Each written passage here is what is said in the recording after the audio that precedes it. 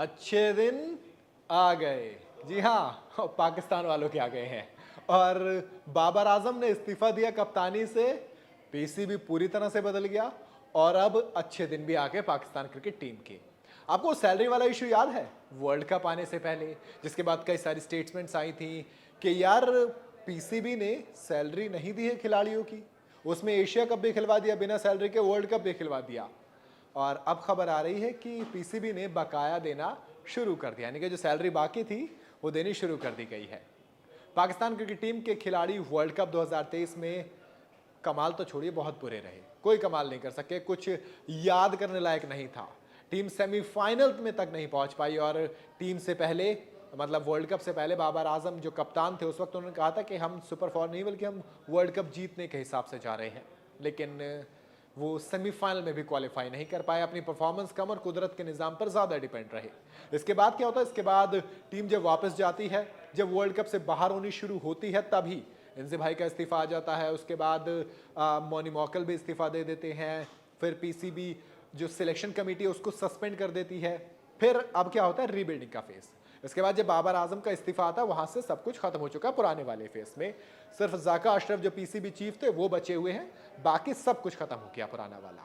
अब क्या होता है, नया दौर शुरू। नए दौर में अच्छे दिन आ गए हैं पाकिस्तान के। अच्छे दिन इसलिए देखो सिलेक्शन क्राइटेरिया को आप अपने हिसाब से जज कर सकते हैं कि वो कितने अच्छे हैं, कितने सही, कितने एवरेज, कितने गलत, है ना। मैं बात कर रहा हूँ अच्छे दिन से मतलब पाकिस्तान खिलाड़ियों की सैलरी की। पहले तो इंजी भाई की जगह अब वहाब रियाज चीफ सिलेक्टर बन गए हैं। उसके बाद मोहम्मद हफीज ये आ गए हैं पाकिस्तान क्रिकेट डायरेक्टर, जो कि ऑस्ट्रेलिया न्यूजीलैंड सीरीज जो कि दिसंबर जनवरी में होनी है, इसके लिए हेड कोच में भी रहेंगे।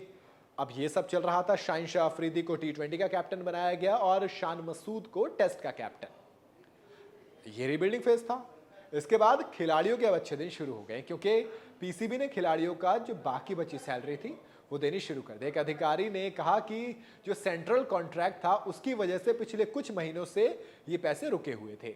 पीसीबी के अधिकारी ने अब ये बता दिया है कि नए कॉन्ट्रैक्ट पेश किए जाने के बाद ज्यादातर खिलाड़ियों ने इस पर साइन कर दिए हैं और जून से जो रुका हुआ उनका बकाया था वो उनको दे दिया गया। यानी जून से उनको सैलरी नहीं मिली थी।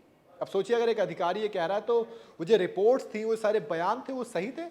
क्योंकि यार एशिया कप खेलना, फिर उसके बाद वर्ल्ड कप खेलना, और खबरें तो ये भी आ रही थी खिलाड़ी कह रहे हैं देखो हमें देश के लिए खेलने में कोई दिक्कत नहीं है, आप हमें कोई पैसे मत दीजिए, हम देश के लिए खेलेंगे।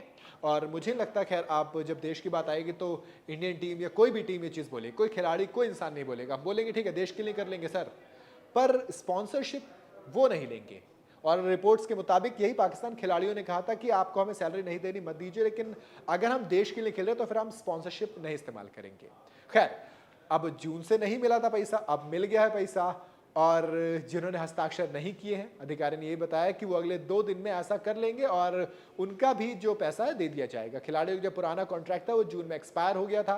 खिलाड़ियों और पीसीबी के बीच कई सारे इश्यूज हो गए थे और जिसकी वजह से सितंबर के एंड तक नए कॉन्ट्रैक्ट का अनाउंसमेंट नहीं किया गया था और फिर टीम वर्ल्ड कप खेलने चली गई थी। यानी कि जून के बाद से एशिया कप और वर्ल्ड कप बिना सैलरी खेला है। फिर बोर्ड ने खिलाड़ियों की जो मंथली रिटेनरशिप होती है उसमें काफ़ी ज़्यादा उन्होंने कहते हैं ना आपको इंक्रीमेंट मिल गया था और इसी वजह से आईसीसी से अब बोर्ड ने भी 3% का रिवेन्यू शेयर करने की कंफर्मेशन दे दी है। यानी कि पीसीबी के आप पैसा आ गया और वो जाना शुरू हो गया खिलाड़ियों के पास। आपको क्या लगता है कि ये सारा इशू सॉर्ट करने के बाद अब पाकिस्तान क्रिकेट बदल पाएगा? मुझे कमेंट में जरूर बताइएगा। वीडियो अगर आपको पसंद आई हो तो इसे लाइक और शेयर जरूर करें और जाते जाते चैनल को सब्सक्राइब करना बिल्कुल ना भूलें।